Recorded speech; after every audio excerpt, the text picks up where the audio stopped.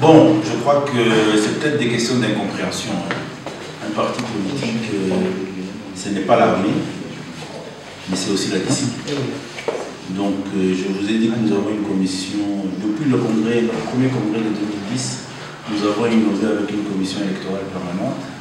C'est cette commission qui a la charge, la responsabilité d'identifier les candidatures sur la liste UDPS, de les encadrer dans la campagne et jusqu'à la publication des résultats. Donc nous n'avons qu'une seule candidature dans la province du Tanganyika, en la personne de Mme Julie. J'ai suivi aussi au loin certaines incompréhensions à travers certains membres, même cadres de notre parti. Je crois que c'est des erreurs et des cas d'indiscipline sur lesquels, au moment opportun, on va s'y pencher, on va régler en famille toutes ces questions-là. Mais je crois que ça a déjà été réglé parce que hier, j'étais avec tout le monde et c'était dans le cadre du soutien à la candidature de Mme Julie. Parce que l'UDPS a une vision assez claire et connue sur la gestion du Congo d'abord tout entier et même à travers notre fédération sur le bonheur, le développement de la province du Tanganyika.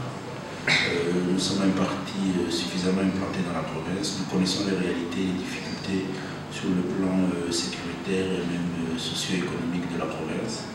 Donc on estime qu'avec notre candidature, avec la personne de Mme Julie, ça permettra à la province, à travers toutes les difficultés qu'elle traverse, de connaître un meilleur avenir.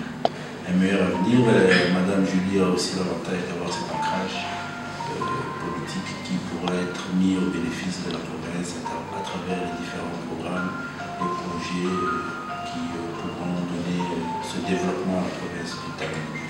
La pleine bénédiction du leadership du parti, de l'UDPS, le président Félix est le leader de notre parti. Et si moi personnellement je me déplace et on m'envoie ici pour soutenir et accompagner cette candidature, vous comprendrez que c'est tout le leadership de l'UDPS qui est par la magie de la campagne, par la magie d'un dialogue, d'un discours, d'un échange, ce qui a été fait durant les derniers jours. Je crois que les élus du peuple de la province du Tanganyika, effectivement, ils ont été élus sur des listes différentes. Mais lorsque vous analysez les candidatures mises en place, elles sont aussi de listes différentes. Et aucune liste des élus de la province du Tanganyika n'a la majorité pour estimer avoir la province à elle seule. Donc nous avons estimé que nous avons un programme, nous avons un projet, nous avons ce souci et cet intérêt à voir cette province se développer.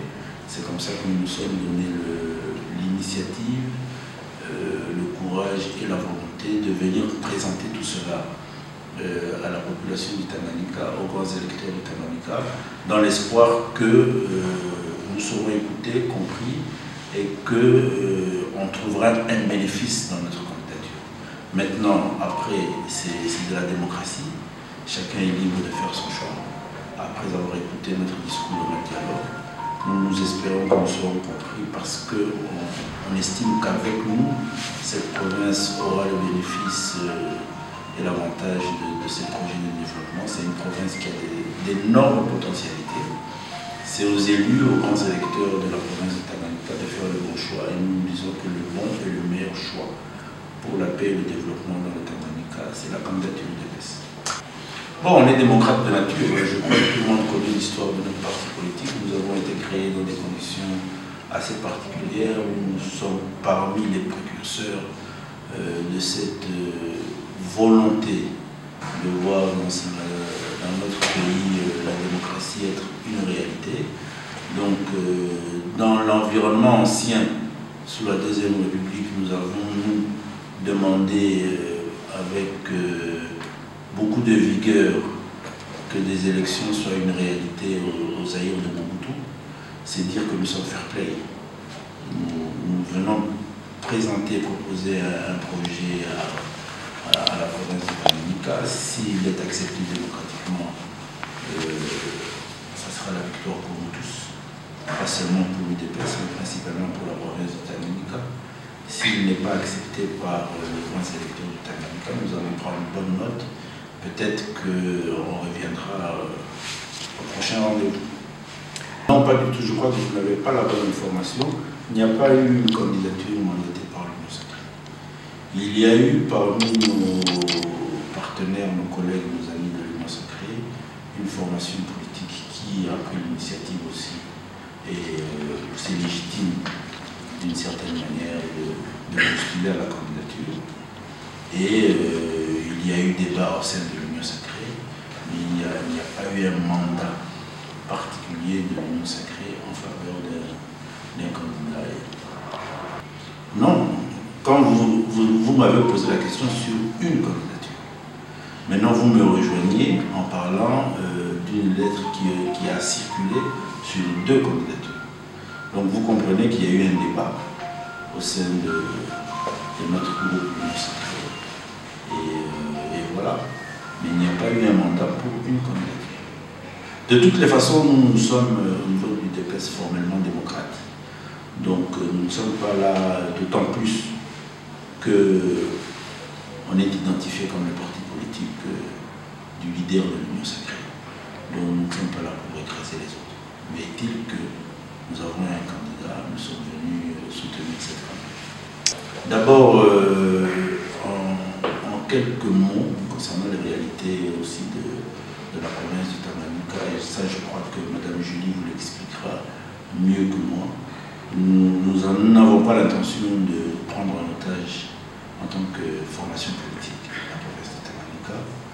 Nous estimons que c'est une province qui a des réalités multiples sur le plan aussi sociologique et peut-être même politique. Nous sommes ouverts et nous sommes convaincus que la gestion et la gouvernance se fera avec tout le monde, avec toutes les communautés, principalement pour régler aussi toutes ces questions intercommunautaires qui amènent à des conflits d'insécurité, et puis après avec toutes les compétences qui seront mises à la disponibilité du gouvernement provincial pour faire avancer tous les projets de développement.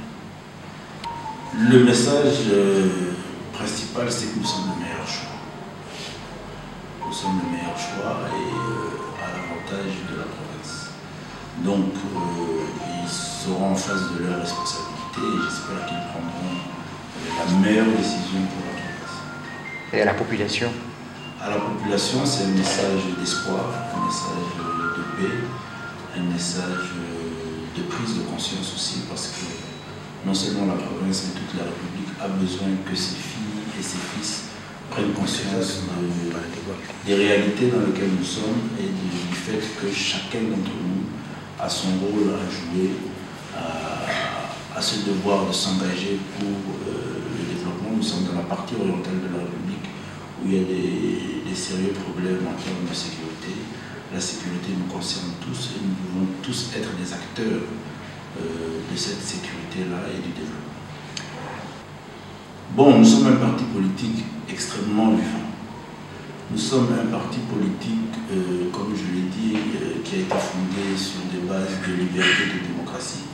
Ce qui fait que les membres de notre parti politique s'expriment avec suffisamment de liberté, qui malheureusement par moments apparaît pour l'opinion, comme vous le dites là dans votre question, comme un désordre. Mais je crois que si vous observez les partis politiques dans cet angle-là d'un minimum de liberté ou de démocratie interne, avec une dose de tolérance en termes de discipline, ce n'est pas toujours un désordre.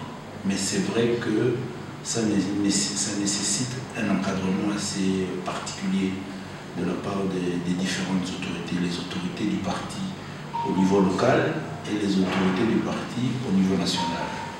Et je crois que j'ai déjà pris quelques temps dans la journée d'hier à mon arrivée pour des contacts et des échanges avec les structures du parti. Je vais prendre quelques heures aussi encore avant de quitter la province pour des entretiens assez particuliers avec les responsables du parti ici au niveau local, pour qu'ensemble nous puissions trouver des solutions, mais ils sont les premiers responsables parce que c'est leur parti, c'est leur fédération. Nous, au niveau national, on va aussi faire notre part. Et je crois que vous serez moins critique dans l'avenir par rapport à cette question-là en ce qui concerne l'UDPS dans la province du Tanganyika. Peut-être la dernière question. Comment se prépare l'UDPS pour les élections de 2023? On travaille beaucoup. Je l'ai dit d'entrée de jeu que nous estimons par exemple que nous sommes dans un exercice pour 2023.